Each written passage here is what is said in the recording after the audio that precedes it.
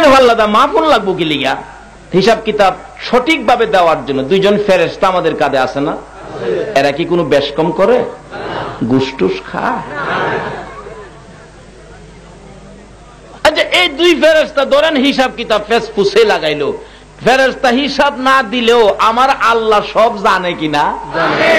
আল্লাহ নিজেই তো যথেষ্ট, হিসাবের দরকার কি? নিজেই জানে। এরপরও দুই ফেরেশতা হিসাব দিব, আল্লাহও জানে। এরপরে মিজানের পাল্লাটার দরকারটা কি? কথাটা কি বুঝাইতাম পারছি?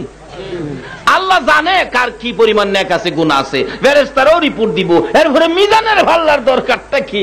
আল্লাহ কইব মিজানের পাল্লা বসানোর কারণ হইল আমার নবীর খেলা দেখাইতাম। সুবহানাল্লাহ। আসতে গেলেন হাসরের দিন আল্লাহ ডাক দিবে, আখিরি নবীর উম্মতের বিচারের পালা। আকেলালে এদিকে ফেরেশতারা দেখো মাপ দাও, পাল্লা তুলবো। মাপ দিলে চায় থাকবো, দেখবো নেকির পাল্লা হালকা, গুনার পাল্লা চোখের পানি ছেড়ে দিব। এই বিপদ, আজ উপায় নাই। আরে দয়ার নবীরে যদি পাইতাম, এমনি আমার নবী হাজির।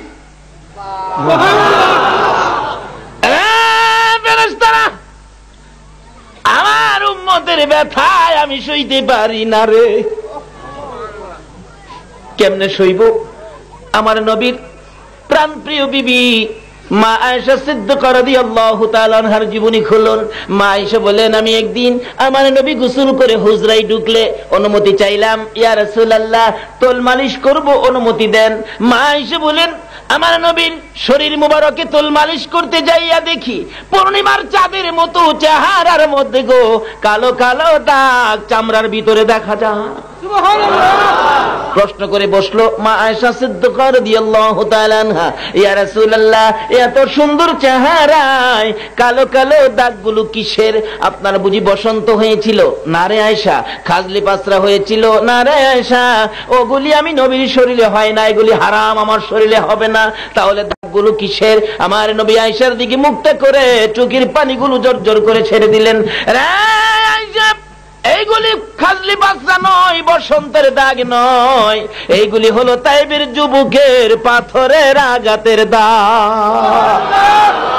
আয়েশা বলেন, ইয়া রাসূলুল্লাহ এইগুলি যদি যুবকদের আঘাতের তাইবের দাগ হয়, আল্লাহর বন্ধু গো এই দাগগুলি দেখলে আমার বড় কষ্ট হবে গো আল্লাহর নবী।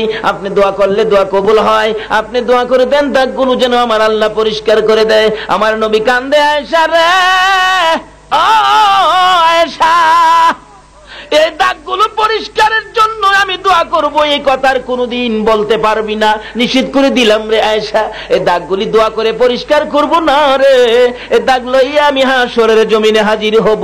ফুলসিরাতের কিনারে আমার গুনাহগার এতিম উম্মতেরা রে গুনার বোঝা মাথায় লইয়া ফুলসিরাতের কিনারে যাইয়া যখন নবী খই বলে কাঁদবে রে আয়েশা, ওই দিন আমি নবী এক একটা দাগের বিনিময় কোটি কোটি গুনাহগার উম্মতের নাজাতের দাবি করব। সে নবীর সামনে উম্মত জাহান্নামে যাইতে পারবো না। নবীর সামনে হাজির ফেরেশতারা, কি ব্যাপার প্রভু গো, আপনার বন্ধুর উম্মতের মাপের পাল্লা বেশ কম। আল্লাহ কিছু কথা কইব না। নবীজি বলল, কি বেশ কম? গুনার পাল্লা ভারী, নেকির পাল্লা হালকা। নবীজি এই আঙ্গুল মুবারক নেকির পাল্লা লাগাইব।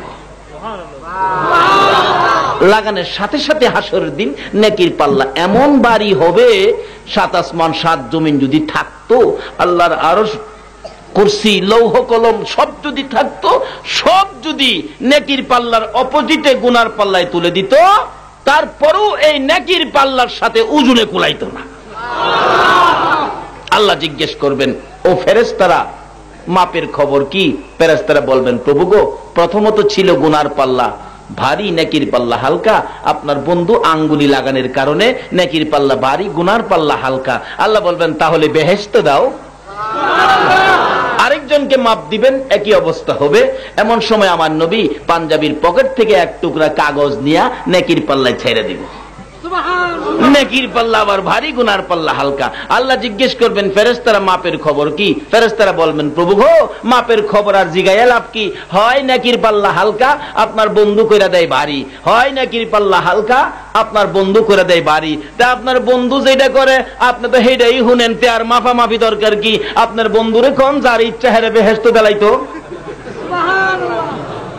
আমার আল্লাহ বলবেন ফেরেশতারা, আরে আমি কেমন নবীর সাথে বন্ধুত্ব করেছি, বন্ধুর খেলাটা দেখানোর জন্যই আমি আল্লাহ মিজানের পাল্লা বসাইছি। আজকে জাহান্নামীরা জাহান্নামী হবে, আমার বন্ধুর উম্মতের মধ্যে নেকির পাল্লা হালকা হবে।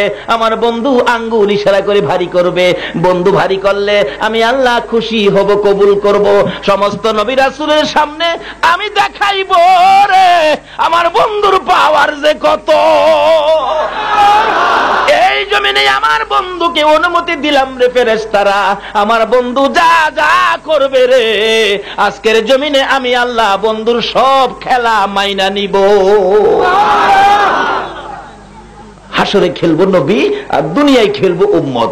গাছে পাক ডাকতেছে, তবু গো আমার নবী বানায় দিলা নবী। আল্লাহ নবী তো আর হইতো না, কারণ ক্ষমতা আছে, আল্লাহর ক্ষমতা আছে না, কিন্তু বিধান নাই। বিধান কিভাবে থাকবে? ঘোষণা তো দিয়ে লাগছে ওয়ালাকির রাসূলুল্লাহি ওয়া খাতামান নাবিয়িন, এই নবী দিয়ে নবুয়তির দরজা আমি খতম করে দিয়েছি। কাজী ওহন আবার বানাইলে আল্লাহ মৃত্যু কইতো না। আচ্ছা আল্লাহ কি মিথ্যা কথা কইব? আল্লাহ রে আব্দুল কাদির এমন নই কইছস রে, যেটা ক্ষমতা আছে কিন্তু বিধানে নাই। আবার নবী নিজেও কইছে আনা খাতামুন নাবিয়িন লা নাবিয়্যা বাদি, আমি শেষ নবী, আমার পরে নবী আসবে না। আমার কত মিথ্যে, নবীর কত মিথ্যে, এইটা আর আমি করুম? হ্যাঁ, আব্দুল কাদির কয় জানি এটা তুমি পারত না, এই অন্য কিছু চা পারি না, কেমন দেখায় দিমু। কথাইলে আমি কাদরিয়া তরিকায় যারা তোমারে ডাকবো এরারে মাফ করে দাও। আল্লাহ কয় এইটা পারি, এইটা পারি, যা কথা দিলাম। কিয়ামত পর্যন্ত এই তরিকার মধ্যে যারা আমারে ডাকবো আমি কাদরিয়া তরিকার সব লোককে মাফ করে দিব। যা যাই হোক, এদিকে আমার ওয়াজ না। আব্দুল কাদের জিলানী রহমাতুল্লাহ আলাইহি বলুন, আল্লাহর কথা মতো ইবাদত করছে কিনা? ইবাদত করছিনি? আল্লাহ যে কাজের লেগে বানাইছে এই কাজ আব্দুল কাদের জিলানী করছেনি? সেদিন তো ভারতের ঘটনা বলছিলাম, হাজী আমদাদুল্লাহ মুহাজিরে মক্কি নবীর আশিক ছিলেন, যিনি বাতাসের উপরে ভর করে মদিনায় যায় জামাতে শরীক হইত। ওনার কাছে এক লোক গেছে, গিয়ে বলতেছেন হুজুর আমার একটা ছেলে হারানি গেছে, 3 মাস যাবৎ ছেলেটারে পাই না। আচ্ছা কারো ছেলে হারানি গেলে বলুন এই ঘরের মা বাবার কি ঠিক মতো খাওয়া ঘুম গোসল আছে?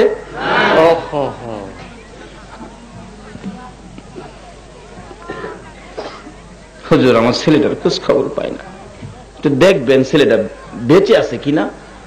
আল্লাহর ওলি কই বাবা রে, কইলে তো হয় না, বসো আমি দেখি। চোখ বন্ধ করে বেরিয়েছে, একটু পরে কই বাবা তোমার ছেলেটা তো বেঁচে আছে, কিন্তু একবারে মরার পথে গেছে গা। জিনে নিয়া বালুর থরের মধ্যে অক্রে সাগরের মাঝখানে এক দ্বীপের মধ্যে ফালাইয়া রাখছে, যেখানে মানুষ নাই, খানা নাই, ঘরবাড়ি নাই, গাছ গাছরা নাই। এই রোদ্রের মধ্যে থাকতে থাকতে মাঝে মাঝে একটু খাওন দেয়, দেয় কি না দেয়, একবারে শেষ পর্যায়ে 2-4 দিন থাকলে মরে যাবে।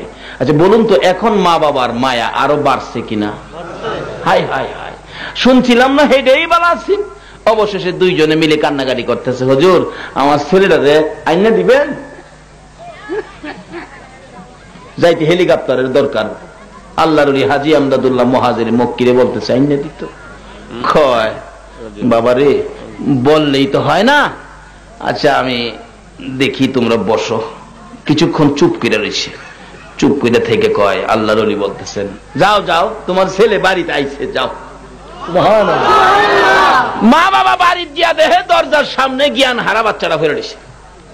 গরম পানি করে গোসল টুসুল করাইয়া কিছু নাস্তা পানি খাওয়াইয়া কিছুটা সুস্থ হয়েছে, পরে বলতেছে বাবা যে হুজুরের দুয়ার বরকতে তোমারে পাইছি, আসো সেই হুজুরের দেখায় নিয়ে আসি। হুজুর আমার ছেলেটা পাইছি, আপনারা দেখাইবার লেগে আনছে, একটু দোয়া করে দেন। এই বাচ্চাটা কাছাকাছি গেছে বলে ডাকতেছে আব্বু এই হুজুরটা যেমন এই হুজুরের তো দোয়া করছে। না আব্বা দোয়া করছে না তো, আমি যখন দ্বীপের মধ্যে পড়ে আসিলাম এই হুজুরটা আমারে দইরা টান দিয়া উড়াইয়া লইছে। আল্লাহর ইবাদত করে আল্লাহর সাথে বন্ধুত্ব সম্পর্ক করতে পারলে এই সমস্ত কাজ করা সহজ হবে কিনা বলুন তো? এই ইবাদত আমরা করি না। ইবাদত খালি কি আমরারে কইছে না মহিলারাও কইছে?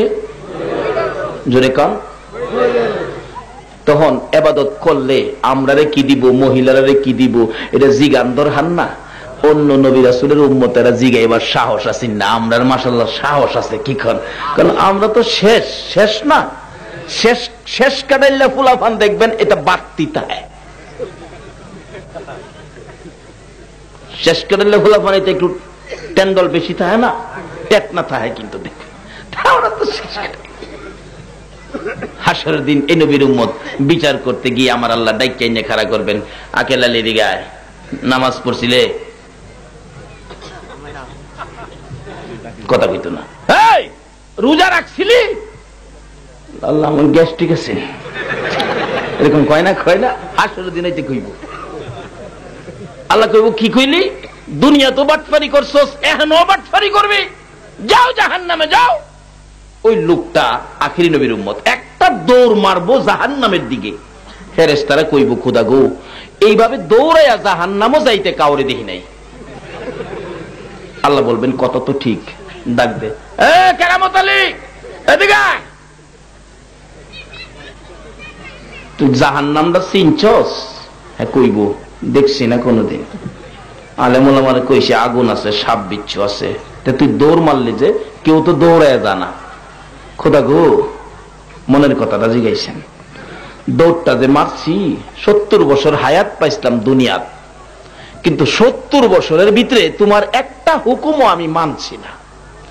আর আজকা কোটি কোটি মানুষের সামনে তুমি নিজে আমারে হুকুমটা করছো, এটা কি আর জাহান্নাম বুঝি? কারণ তুমি যে হুকুমটা করছো, খালি হুকুমটা মানবার লাগে তো আমি দৌড়টা মারছি।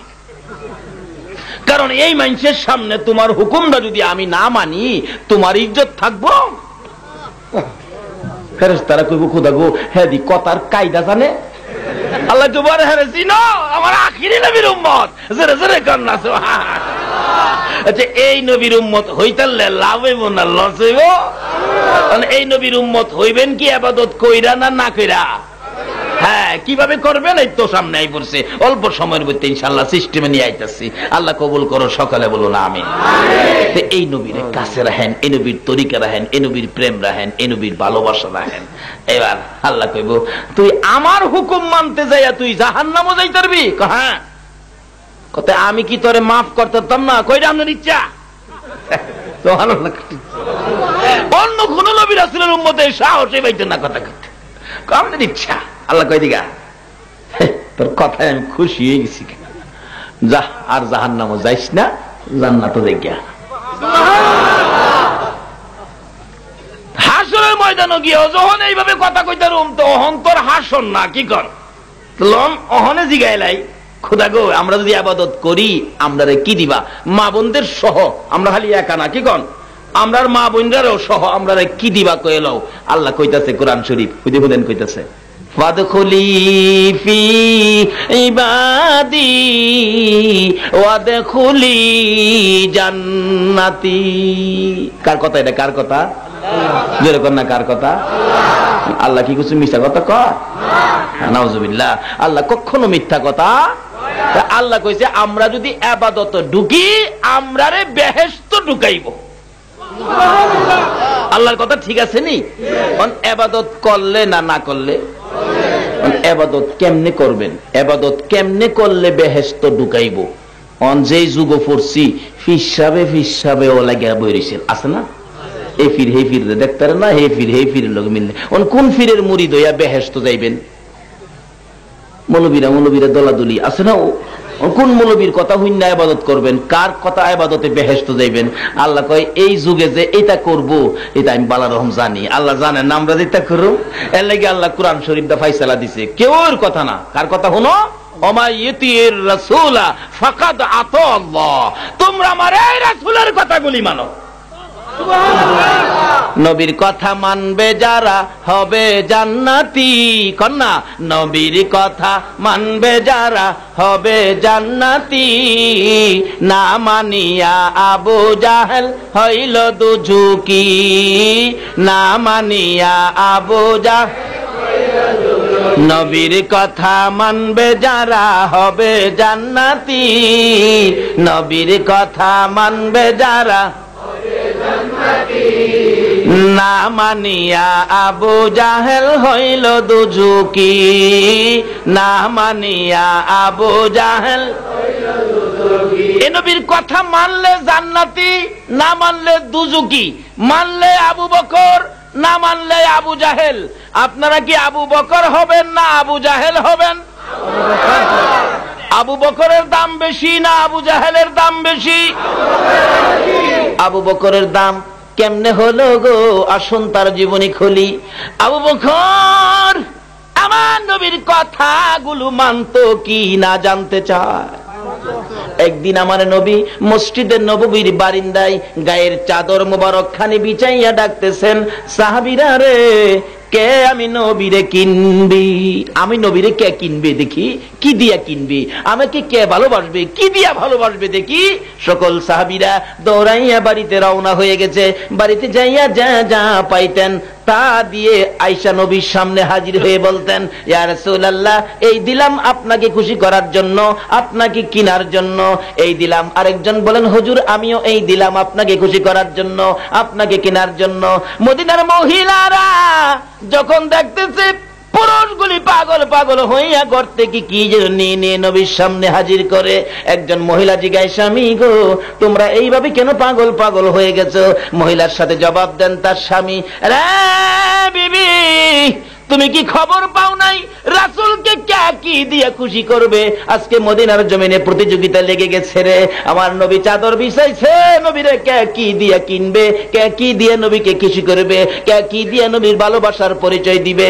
মহিলা সঙ্গে সঙ্গে ডাকতেছে, ও মদিনার মহিলারা খবর পাইছো নি রাসূলকে কে কি দিয়ে খুশি করবা? সঙ্গে সঙ্গে মহিলারা গলার স্বর্ণের হারগুলো টাইনা টাইনা খুলতেছে, কানের অলংকার হাতের হাইবুড়ি খুলে খুলে মদিনার ওই সকল মহিলারা আমার নবীর রুমালে নবীকে খুশি করার জন্য স্বর্ণের টাল পালাইয়া দিছে।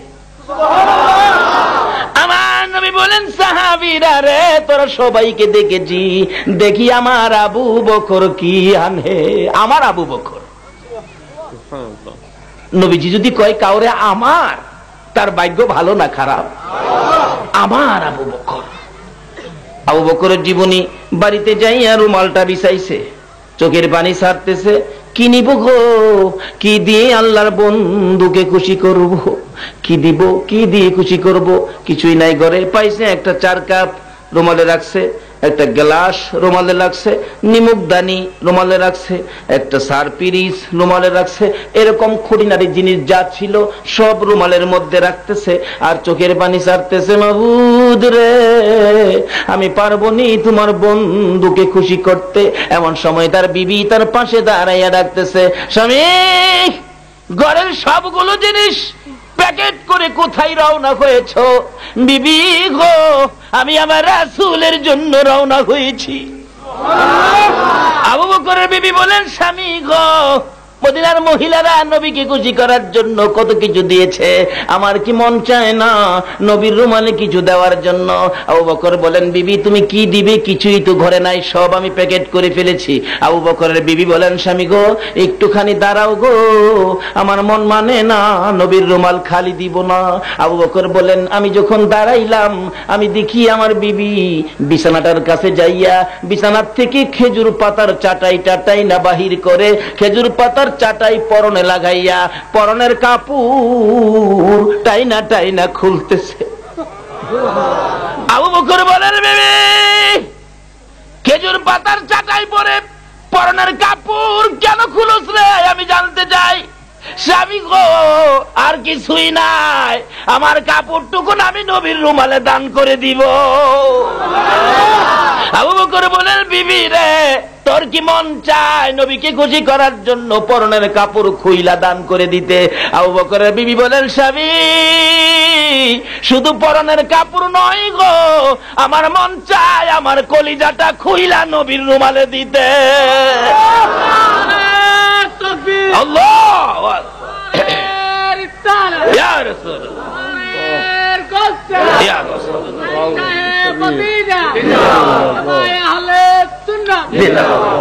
বলুন, এই ভালোবাসায় লাভ হয়েছে না লস হয়েছে? রুমালের প্যাকেট সহ আবু বকর যাইতেছে, নবীজি ডাকতেছে, এদিকে আয়, আমার আবু বকর আইতাছে। আমার আবু বকর গাটুরি তুইছে, মাঝখানে খুলছে, একটা পুরান কাপড় বাইরিছে। নবীজি গায়, আবু বকর পুরান কাপড় দিয়াছ?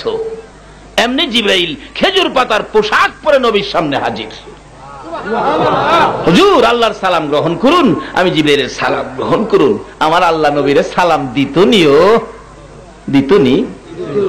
আল্লাহর সালাম গ্রহণ করুন, আমি জিবরাইলের সালাম গ্রহণ করুন। আচ্ছা কি ব্যাপার জিবরাইল, তোমার পরনে খেজুর পাতার পোশাক? হুজুর এই যে পুরান কাপড় দেখতেছেন, এটার জবাব। সুবহানাল্লাহ, আসতে গেলেন, কিসের জবাব? নবী গো, আবু বকরের বিবি খেজুর পাতার পোশাক পরে পরনের কাপড়টা খুললে আপনারে দেলাইছে।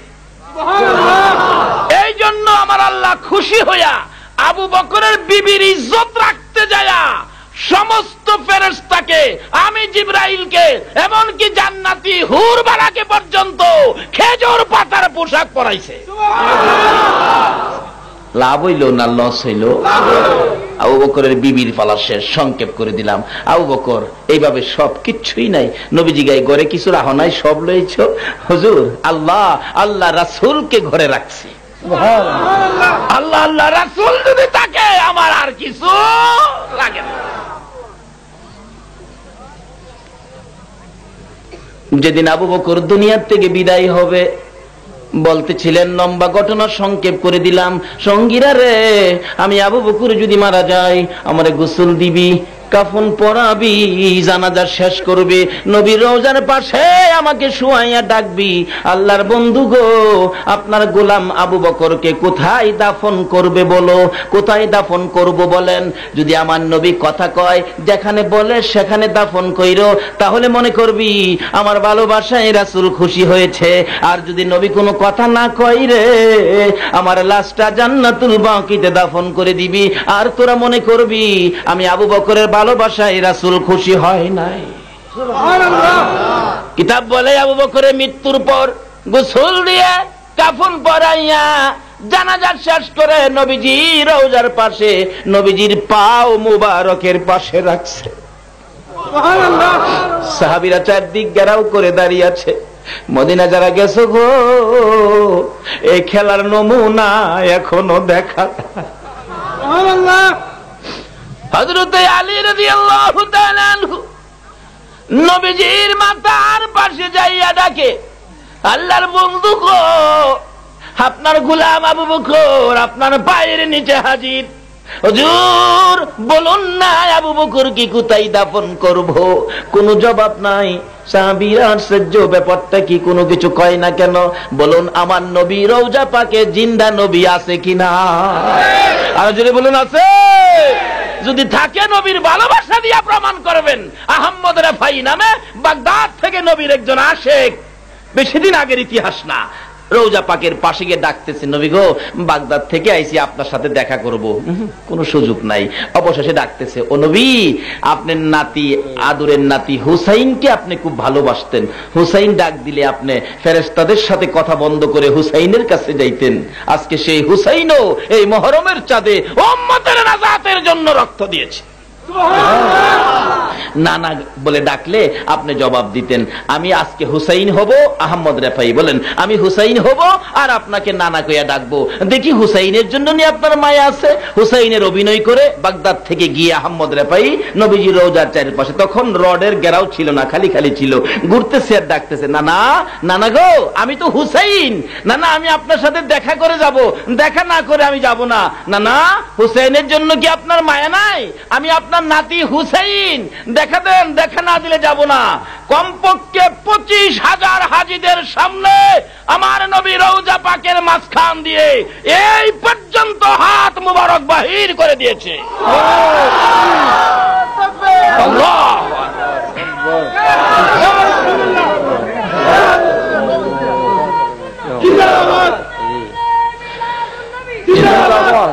কোন দলের আলেমদের এই কথাটা অস্বীকার করার কোন সুযোগ কয়েকবার উঠেছিল মাসিক মদিনার মধ্যে, এই ঘটনাটা কয়েকবার উঠেছিল। তাইলে নবীজি রওজা পাকে জিন্দা হায়াতুন নবী আছে কিনা? হযরতে আলী ডাকে, হুজুর আপনার গোলাম আবু বকর, আপনার হিজরতের সাথী, গুহার সাথী, রাতের সাথী, দিনের সাথী, আপনার আবু বকরকে কোথায় দাফন করব বলে দেন না। তারপরও কোনো জবাব নাই। তিনবারের মাথায় হযরতে আলী রাদিয়াল্লাহু তাআলা আনহু কাঁদতেছে, আল্লাহর নবী গো, আবু বকরের বেলায় যদি কথা না বলেন, আমি আলীর বেলায় জানি কি ঘটনা ঘটে। হুজুর আমি আলীর জানি কি উপায় হয়। এমনি সময় হাজীদের সামনে, এমনি সময় নবীর সাহাবীদের সামনে, এমনি সময় সকল সাহাবীরা চারপাশে দাঁড়াইয়া ছিল, দেখতেছে নবীজির রওজাখানি থরথর করে কাঁপতেছে। সকলের নজর দিল কেন নবীজির রওজা কাঁপে। হঠাৎ করে শুনে আমার নবী রওজার ভিতর থেকে ডাকতেছে বড় মায়ার সুরে, আলী আলী রে, কই রে আমার আবু বকর রে, আলী দে রে, আমার আবু বকরকে আমার পাশে দাফন করে দে। মদিনায় যায় দেখবেন আল্লাহর নবীর ভালোবাসার আবু বকর নবীজির এক পাশে ঘুমাইয়া রইছে, আরেক পাশে আছে উমর। বলুন কে? উমর আমার নবীরে ভালোবাসতো কিনা? নবীর ভালোবাসা ঠিক রাখতে যাইয়া যে উমর আপন পিতার কল্লা কাইটা ফালাইছে, আপন পিতার কল্লা কেটে ফেলেছে, নবীকে বিদ্রুপ ভাষায় গালাগালি করতো বিদায়। যেদিন উমরকে শহীদ করা হলো, উমর যেদিন ছুরির আঘাতে শহীদ হয়ে যাচ্ছিল, এমন সময় উমরের ছেলে পাশে দাঁড়াইয়া ডাকতেছে, বাবা গো, ও বাবা বলো না আমি প্রতিশোধ কিভাবে নেব। দরজা, মসজিদের নববীর দরজা বন্ধ করে দেওয়া হলো। উমর বলেন, বাবারে এখন আমি বেঁচে আছি, উমরের রক্ত মসজিদের নববী লাল হইতেছে। বাবা শুনো, আমি আবার প্রতিশোধ নিতে চাই না রে, আমি চাই নবীর পাশে শুইতে পারি, নবীর পাশে যদি শুইতে পারি রে সন্তান, আর আমার কোনো দুঃখ থাকবে না। জলদি করে যা, আমার কানে খবরটা দে, আমি নবীজির রওজার পাশে শোয়ার জন্য উপযুক্ত হয়েছি কিনা, নবী আমি উমরকে কবুল করছে কিনা। আমি উমর রে, উমর বলেন, বাবা গো আমি আর কিছু চাই না গো বাবা, আমারে নবীর পাশে নিয়ে আমারে শোয়াইতে পারো, এই কথাটুকুন আমার কানে শোনাইলে আমি খুশি হব। এমনি করে দৌড়াইয়া মা আয়েশা সিদ্দিকা রাদিয়াল্লাহু তাআলা আনহার কাছে খবর পাঠাইছে। মা আয়েশা বলেন, আমার নবীর পাশে একটা জায়গা আছে, উমরকে শোয়ানোর জন্য প্রস্তাব করেছো, কিন্তু নবীর অনুমতি ছাড়া আমি আয়েশা কিভাবে রাজি হই? সুবহানাল্লাহ।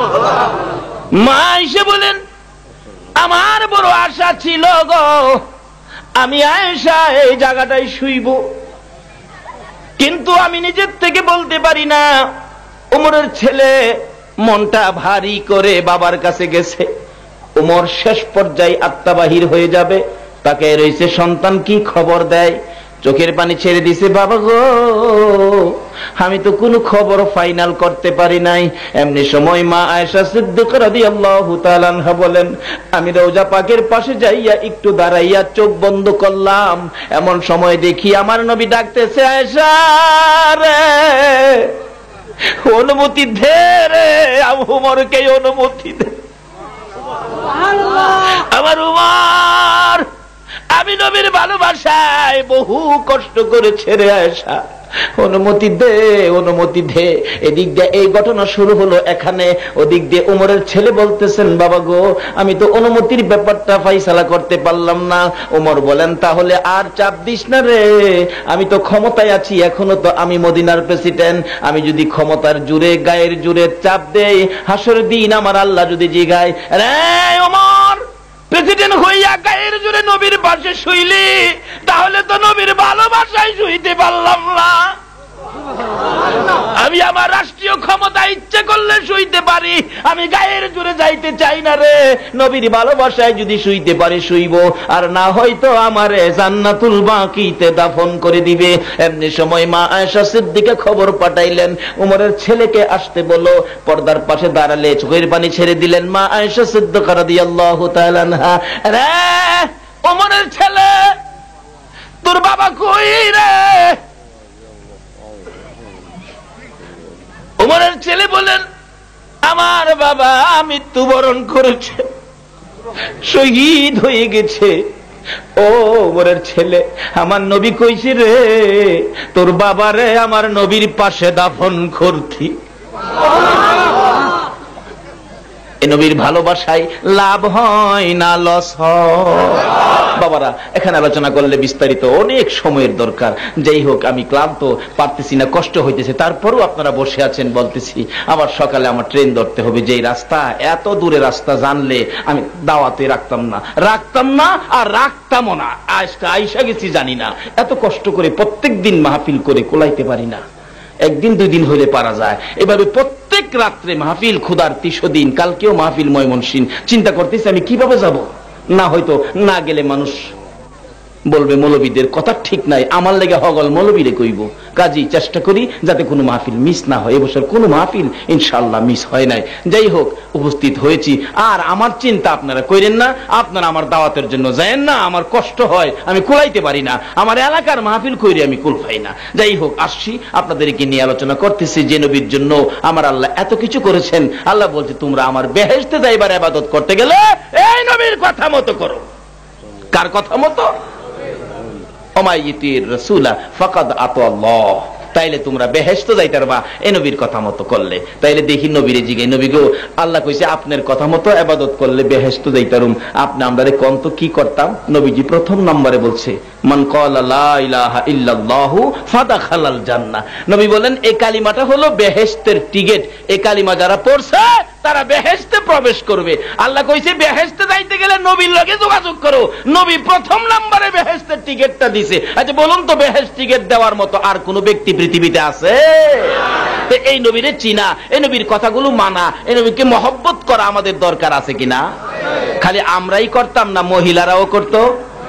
এক মহিলার জীবনী, নবীর কথা মতো নবীজি বলছে, আসসালাতু মিফতাহুল জান্নাহ, নামাজ বলে বেহেশতের চাবি। আল্লাহ কইছে নবীর কথা মানতাম, নবী কইছে নামাজ বেহেশতের চাবি। দেখছেন, খালি বেহেশতের খবরই দিতেছে নবী। তাইলে নামাজ পড়ুম, চুলার মধ্যে রুডি আসিন, রুডি থুইয়া কয়, রুডিটা কি করমু? নামাজ বেহেশতের চাবি। আল্লাহু আকবার। একটা মহিলা, মেয়ে লোক, চুলার মধ্যে, তাওয়ার মধ্যে রুডি থুইয়া কয়, রুডিটা কি করমু? নামাজ বলে বেহেশতের চাবি। নবী কইছে, নবীর কথা মানার জন্য আল্লাহ কইছে। আল্লাহু আকবার। এদিক দিয়ে শয়তান আয়া কয়, নামাজ পড়াইতাছি না, অন দেখেন না সুটকির গন্ধ না হওয়া লাগতেছে না? নাকি মিশা কথা কইলাম? লাগে না? মিশা লাগে না? লাগতেছে। এমনি রুডি পুরা গন্ধ ওই মহিলার না হওয়া লাগতেছে। আর ইবলিস কইতাছে, রুডি ফুইরা যাইতেছে গা, রুডি ফুইরা যাইতেছে গা, রুডি ফুইরা যাইতেছে গা। মহিলা কয়, রুডি ফুইরা যাইলে গা জাগা। আল্লাহ কইছে নবীর কথা মানতাম, নবী কইছে নামাজ বেহেশতের চাবি, আমি বেহেশতে গিয়া রুডি খাইয়াম, ফুইরা জাগা। শয়তান কয়, ভাললাম না রে, একটা মহিলারে ভাললাম না। আবার আয়া বাচ্চা ছেলে আছেন একটা, এটা চুলার কাছে বসা, এটা নিয়ে গরম রুডির দরাই লাইছে, আগুনের মতো তাওয়া গরম, হাত দিয়ে লাইছে। কানে কাছে গিয়ে, তোর বাচ্চা তো গরম তাওয়া রুটির দইরা লাইছে। জাগা দইরা আমার কিসে, আমি নামাজ বেহেশতের চাবি আদায় করতেছি। বাচ্চার বাম হাতটা চুলার ভিতরে ঢুকায় দিলাইছে। শয়তান আসেনি তাই অহন ঢুকায় আয়া, তোর বাচ্চা তো চুলার ভিতরে হাত দিলাইছে। কয় হাত দিলাইছে, আমার কি হয়েছে? আমি আল্লাহর কাজটা নবীর কথাই করতেছি। আল্লাহ কি আমার বাচ্চাটা ভালো না বাঁচাইতো? একটা মহিলা কি করছে দেখেন না, মহিলা ওই নবীর কথা মাইন না। বাচ্চা আল্লাহ ফারনা বাচ্চাই তো নামাজ শেষ কিরা সালাম ফিরাইয়া গিয়া দেখে একটা হাত চুলার ভিতরে অদাও দাও করতেছে, আগুন ভিতরে দিয়েই রাখছে, আর একটা হাতে রুটির দইরা রাখছে। এবার মা কাছে আইয়া খারইয়া দেখে বাচ্চা খুশি, কোনো ব্যথা ব্যথি কিচ্ছু না, টাইনা ভাইর করছে। আল্লাহ কে বান্দি রে, আমি আল্লাহ তোর ফুলারে বাঁচাইছি, দেখ চেক কইরা দেখ, তোর ফুলার গায়ের একটা পশম পর্যন্ত আগুনে পুরাইতে পারে না। এই নবীর কথা মানলে লাভ হয় না লস হয়? মহিলারাও যদি মানে লাভ হবে না? আরো যে কত কিসিমের লাভ মহিলারা অর্জন করেছে নবীর কথা মাইনা, নবীর পক্ষে গিয়া। এটা ওয়াজ করতে গেলে সারা রাতের দরকার। একটাই কইলাম, আবালা হুজুর মহিলারে কইলেন আমরা পুরুষরে, এক পুরুষের জীবনী, মসজিদে নামাজ পড়তেছে, যুবক ছেলে, একবারে যুবক নামাজ পড়তেছে, পিছনের কাতারের মুসল্লি ছিল বাদশাহ হারুনুর রশিদ। দেখা কয় যুবকের নামাজটা তো খুব সুন্দর। রাসূল কইছে যার নামাজ যত সুন্দর হবে তার হাসর তত সহজ হবে। পিছে বই দিছে বাদশাহ হারুনুর, পিছে বই দিচ্ছে। নামাজ শেষ করছে, পরে কয় বাবা তোমার কাছে আমার মেয়েটা বিয়া দিমু, আমার চিনো? না চাচা চিনি না। আমি বাদশাহ হারুনুর রশিদ। হারুনুর রশিদ বাদশার মেয়ে বিয়া দেয় নামাজ দেখা। টাকা পয়সা রোজগার পারে কি না পারে, চাকরি করে কি না করে, বাড়ি ঘর আছে কি না, লেখাপড়া করছে কি না, এটা জিগাইছে না। কি দেখতে বিয়া দিতেছে? কন্যা কন্যা। কারণ হাসর দিন দামটা কি রইব, কার কত টাকা বেশি ছিল এটার দাম হইব, কার পোলা ইটালি থাকতো এটা জিগাইব। খালি দেখবো নামাজ। হাসর দিন সর্বপ্রথম নামাজ সম্বন্ধে জিজ্ঞাসা করা হইবে। যার নামাজ ঠিক আছে তার হাসরে বিজয়ের নিশান হইয়া গেছে। যুবক তার দেখা যা হে কিসিমের, আচ্ছা বাবা আমার মেয়ে বিয়া দিব। আমরা দেশের পোলাপান হইলে বাদশার মেয়ে বিয়া করবো, খারাপ তেরাজি গেলে বল না, খালি করে হইলে বিয়া হান ফরাইলেন লইয়া বাই জায়গা, বাদশার মেয়ে বিয়া করবো। এরপরও যুবক বলতেছে চাচা আপনার মেয়েটা যে বিয়া দিবেন একটা শর্ত আছে। কি শর্ত? আপনার মেয়েটা নামাজ পড়েনি। আচ্ছা এই এরকম ছেলে এরকম মেয়ে হইলে এই সন্ত্রাসী দেশে জন্ম হইলে নামাজ পড়েনি। বাদশাকে বাবা আমার মেয়েটা নামাজ পড়ে, তাইলে আমি রাজি। বাড়িতে গেছে, মা মেয়ে কি বাবা তোমার জন্য ছেলে চয়েস করছি। বাবা আপনি আমার গার্জিয়ান, আপনি ছেলে চয়েস করছেন, আমার তো কোনো আপত্তি নাই। অহন তো বাবা ছেলে চয়েস করে মেয়েরে জিগাইলে মেয়ে কয় ছেলেটা কি করে, বাবারে কও মা মেয়েটা খুব নামাজি, ভালো পাঁচ ওয়াক্ত নামাজ টামাজ পড়ে। মেয়ে দেখবেন কইব নামাজ পড়ে, টুপি লাগাইছে, মোল্লা। দাদি বাবারে না হর আমার ব্যাপারে মাতবুরি করতো। আইসিনো এই যুগ দেখবেন বাবা মার কথার বাইরে রুট মেরিস আর কোট মেরিস। এটা আমার নবী পছন্দ করে না। মা বাবার মনে কষ্ট দেওয়া যাবে? কোন কিসিমের কষ্ট মা বাবার মনে দেওয়া যাবে না। এবার মাশাআল্লাহ মেয়েটারে জিজ্ঞাসা, মেয়েটাকে আব্বা আপনি আমার গার্জিয়ান, আমি তো আপনার কথার উপরে না, কিন্তু একটা শর্ত আব্বা আপনার কাছে। কি? যে ছেলেটা আপনি চয়েস করছেন এই ছেলেটা নামাজ পড়েনি। কেমন মেয়ে ও? বাবা মেয়ে ছেলেটা নামাজ পড়ে। আব্বা আমি রাজি। বিয়ে শাদী পড়াইয়া দিয়ে দিল। মিয়া বিবি যাইতেছে একসাথে, জামাই বউ যাইতেছে, স্বামী স্ত্রী যাইতেছে। একটু পর পর স্ত্রী জিগাই স্বামী বাড়িটা কোনটা? একটা জংলার কাছে নিয়া কয় বাড়ি দই গড় কই, যে গড়টা দেখাইতেছে বাইরের থেকে ভিতরে কি আছে সব দেখা যায়। এতে কি বোঝা যায় ঘরে কি বেড়া ওরা আছে? বিবি জিগাই স্বামী এটা কিতে ঘরে? এটা নামাজের শাড়ি, নামাজের অহনের দিন নামাজের শাড়ি দেখাই তার বলাফান বউ লইয়া গিয়া খালি দেখাইবো এটা কি এমন বাক্সটা যে কয়টা 21 ইঞ্চি। 21 ইঞ্চি চিনছেন না? কয় না দি মাশাআল্লাহ, এদিকে মনে হয় 21 ইঞ্চি আইছে না, না এলে বালা।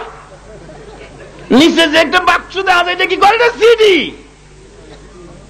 এটা ছিল না, কিন্তু অহংকার সময় এই রূপ, আর তখন ছিল সেই রূপ। বিবি এটা নামাজের চাড়ি, চাড়ির উপরে কি বদনা, বদনার উপরে কি একটা রুটি, একটা রুটি বাঙ্গা ঘর বেড়া নাই, রুটি থিয়া ছেলেটা মসজিদ। আর ওখানে বালাগর থিয়া ওরা হুন জানা। কুকুরে সুযোগ পাইলে ভাতিল লইয়া জাগা, বিলাই সুযোগ পাইলে একটা টুকরা লইয়া বাগে। করেনিও এই রোগ আসেনি? বাঙ্গা ঘর বেড়া নাই, রুটি থিয়া গেছে নামাজ পড়তো। কইতে একটা রুটি কি লিগা?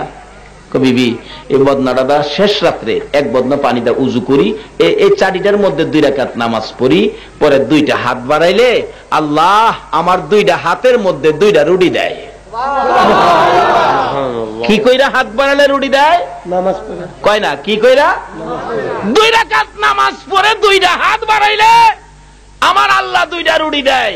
আল্লাহ করে 2টা দিলাম, বাহি সব রাখিয়া দিলাম, জমা করে দিলাম। জোরে কোন সুবহান। আমার নবী কইছে আসসালাতু মিফতাহুল জান্নাহ, এই নামাজটাই হবে বেহেশতের চাবি। খাউন তো জমা হইতাছে, খালি চাবিটা লইয়া যাই না, খুলবেন আর খাইবেন। নামাজ পইরা না না পইরা কয় না, দেখছেন? নামাজ পইরা না না পইরা? বিবি জিগায় 2টা রুটি, কহ তা আরেকটা কই? বিবি গো, একটা রুটি সেহরি খাইছি, আরেকটা রুটি ইফতার খাইতাম তো রাখছি। অথচ সারাদিন বাঙ্গা ঘরের বদনার উপরে রুটি, কোনো কিছু রুটির উপর হাত। বলুন নামাজির রুটিটা পাহারা দিল কে? আজকে বিশ্বের বাজারে মুসলমান মার খায়। যদি নবীর কথা মতো নামাজি হইতো, এই নামাজি মুসলমানকে পাহারা দিত আমার আল্লাহ। নবীর কথা মানবে যারা হবে জান্নাতি। বলুন নবীর কথা মানবে যারা হবে জান্নাতি। না মানিয়া আবু জাহেল হইল দুঝুকি, না মানিয়া আবু। আল্লাহ আমাদেরকে নবীর পক্ষে কবুল করুন, সকলে বলুন আমিন। নবীর কথাগুলো মাইনা জীবনকে গড়া, জীবন যাপন করার তৌফিক আমাদেরকে দান করুক, সকলে বলুন আমিন। নবী আছে যার, সব আছে তার। নবী যার পক্ষে, আল্লাহ তার পক্ষে। নবীকে পেয়েছে যারা, জীবন ধন্য করেছে তারা, সকলে বলুন আমিন। আসুন আজকে 24 ঘন্টা মদিনায় শুয়ে শুয়ে নবী আপনার আমার জন্য কান্দে, এই নবীর পক্ষে থাকি। একটু দুরুদ ও সালাম মদিনা পাঠাইয়া দোয়া করি। ইয়া নবী সালাম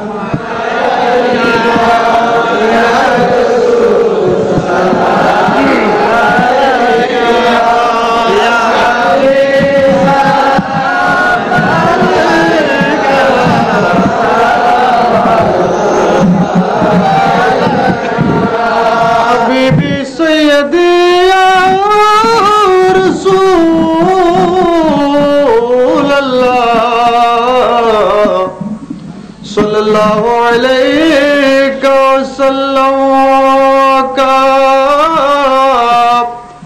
নবী তো মোদের মতো নয়, নবীকে যারা মানুষ কয় তার ঈমান আমল কিছুই নয়, সে কেন আবার আলেম হয়।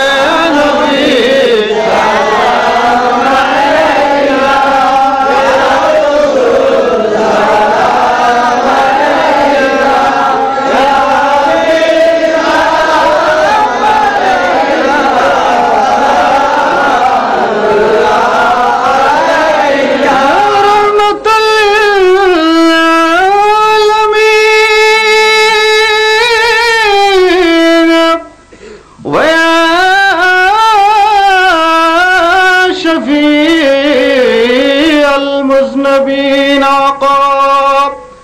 আরশিরনি সে সজদায় পড়ে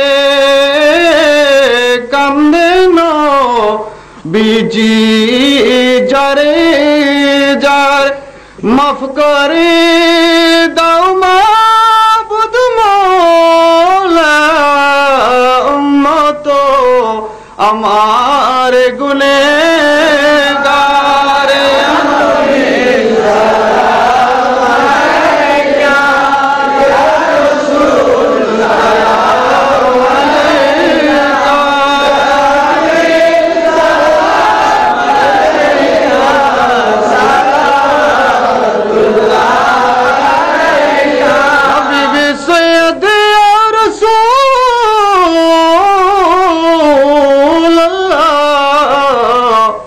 सल्लल्लाहु अलैहि वसल्लम का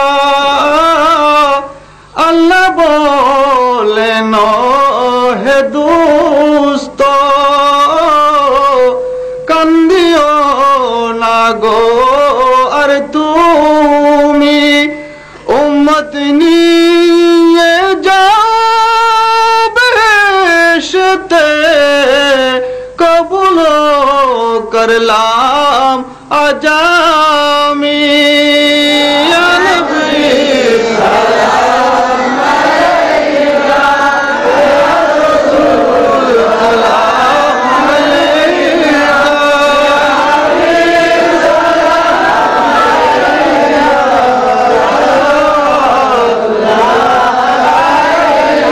हम यहाँ से पुकारे नबियों से सुने मुस्तफा की समात बेला सलाम मुस्तफा करे रहमत बेला सलाम शमे बदन हाथ जिस तरफ उठा गनी कर दिया मौज बहरे सावत पहला सलाम मुस्तफा जाने रहमत सलाम बस में उसे आज़म इमाम तो का उसे आज़म इमाम मुस्तफा मन्नो का जलवाए शाहे कुदरत सलाम मुस्तफा जाने रहमत सलाम शमे बज़ में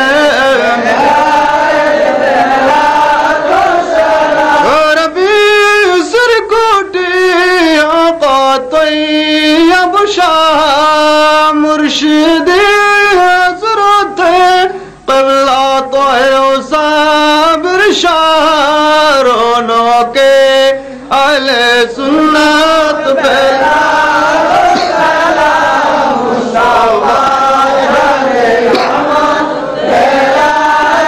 सलाम शमे बदले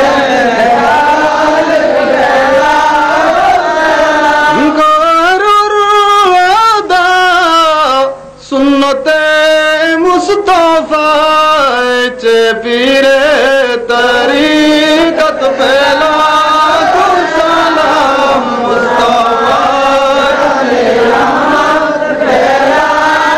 सलाम शमे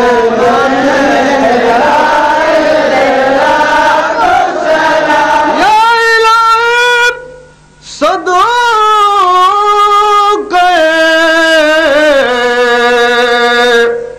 मिलाद रसूल ये सलामी आज ज़रा हो कबूल मदीने के चाँद सलाम मदीने के चाँद सलाम मदीने के चाँद सलाम मदीने के चाँद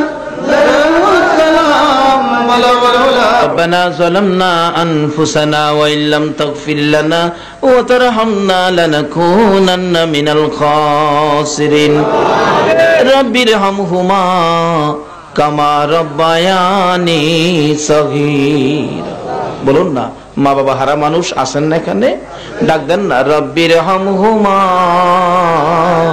কামা রব্বায়ানি সগীরা মাবুদ পবিত্র মুহররমের চাঁদ আকাশে জান্নাতের বাগানে বসে জান্নাতি মেহমান লয়া হাত বাড়াইছি মাবুদ জানি না জীবনে আর কতদিন হাত বাড়াইতে পারবো কবে জানি রে এ দুইটা হাত সাদা কাফনের প্যাকেট হইয়া যায় কবে জানি চারজনে কাঁধে লইয়া অন্ধকার কবরে শোয়া দিয়ে আসে কবে জানি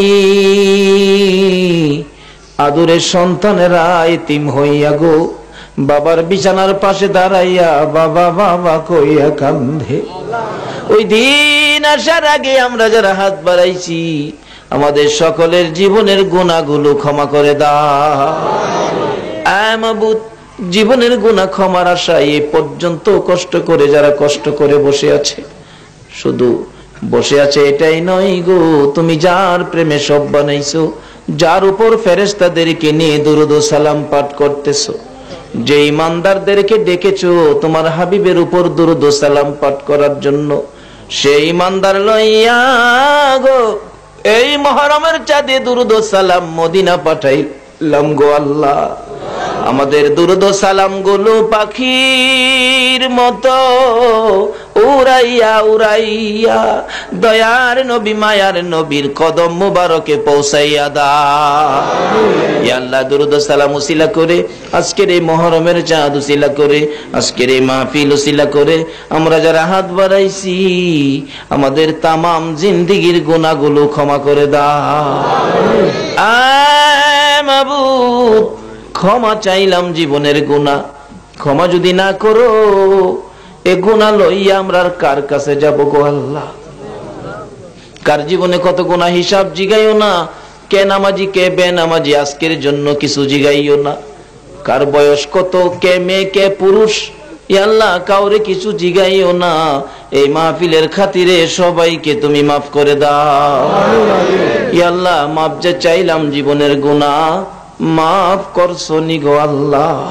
ডাক দেন না আল্লাহ, ইয়া আল্লাহ জীবনের গুনাহ মাফ করছো নি।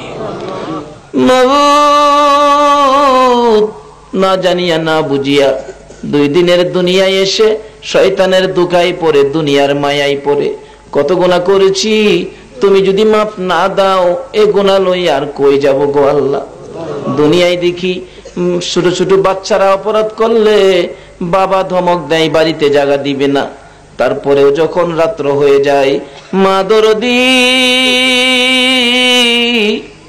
সন্তানের জন্য দরজাটা খুইলা বিনাইয়া বিনাইয়া কান্দে। মায়ের মতো একটা দরদি যদি অপরাধী সন্তানের জন্য দরজা খুইলা বইসা থাকতে পারে, আমরা যে তোমার বন্ধুর গুনাহগার উম্মত গো, যে উম্মতের ব্যথায় এখনো নবী মদিনায় শুইয়া কান্দে। তোমার নবীরে আর কত কান্দাইবা? এই মুহূর্তে এই মাহফিলের সকলকে তুমি মাফ করে দাও গো আল্লাহ।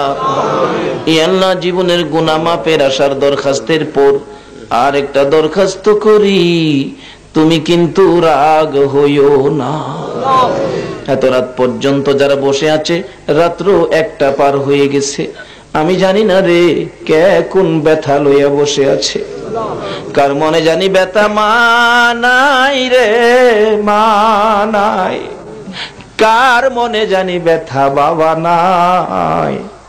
যেই বাবা মাথার ঘাম পাতাই ফালাইয়া রোজগার করে সন্তানের খাওয়াইতো, যে বাবা সন্তান যদি একটু অসুস্থ হইতো গো, বাচ্চাটা কুলে লইয়া দৌড়াইয়া ডাক্তারের কাছে যাইতো। রাস্তার মধ্যে কত কত সন্তান বাবার কুলে প্রস্রাব পায়খানাও করে দিত। কোনদিন বাবা সন্তানের প্রস্রাব পায়খানায় বিরক্ত হয় না। মাবুদ রে, এই বাবা কার জানি কবরে গো আল্লাহ, ওই মা কার কবরে রে, যে মা জীবনে কত প্রস্রাব পায়খানা সাফ করছে রে আল্লাহ। মায়ের কুলে জীবনে কত প্রস্রাব পায়খানা করেছি, অন্য মহিলারা নাকে কাপড় দিত, মা ডেকে ডেকে বলতো তোমাদের নাকে বুঝি দুর্গন্ধ লাগে?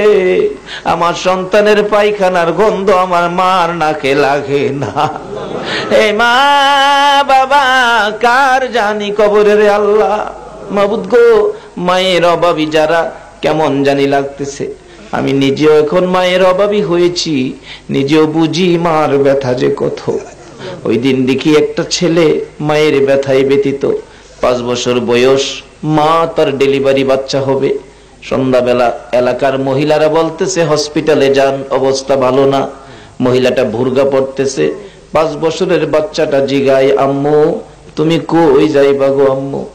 মা জবাব দেন, বাবা গো, আমার অবস্থা বলে ভালো না, আমি তো হসপিটালে যাব। ছেলেটা ডাকতেছে, মা এই সময় হসপিটালে যাইবা? কোন সময় তুমি আইবা? দেরি করো না, তুমি যতক্ষণ না আসবা আমি কিন্তু ঘুমাবো না গো মা। তুমি বাড়িতে আসার পর আমি তোমার গলায় ধরে ঘুমাইব। মা চোখের পানি ছেড়ে দিয়ে কান্দে, মাবুদ রে, আমার বাবা পারবনি আমার গলায় ধরে ঘুমাইতে। মা দুকিনি বাচ্চাটাকে টাইনা টাইনা দুই গালে চুমাইয়া মাথার মধ্যে হাতাইয়া বলতেছে, বাবা গো, হসপিটালে যাইতেছি, কি জানি কি ভাগ্য আছে রে বাবা। মার গলায় ধরে ঘুমাবে বলছো, ভাগ্য যদি ভালো হয় মায়ের মুখ দেখবি, ভাগ্য যদি খারাপ হয় রে জীবনে মা কইয়া ডাকতে পারবি না। এই বলে বাচ্চাটাকে তার নানার হাতে বুঝাইয়া মা রিক্সা করে রওনা হয়ে গেছে। রাত্র 10টা বাজে, কোনো খবর হসপিটালতে আসতেছে না।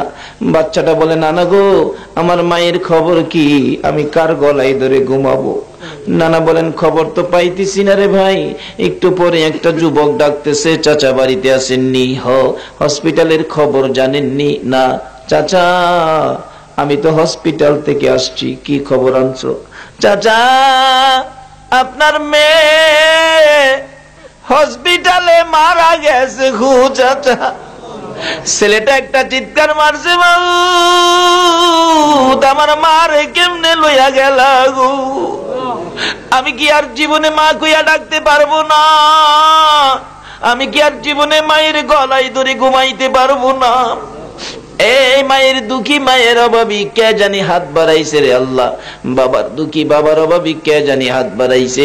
আর দেরি করো না, এই মুহূর্তে ওই সকল মা বাবার কবর গুলো জান্নাতের বাগান বানাইয়া দাও।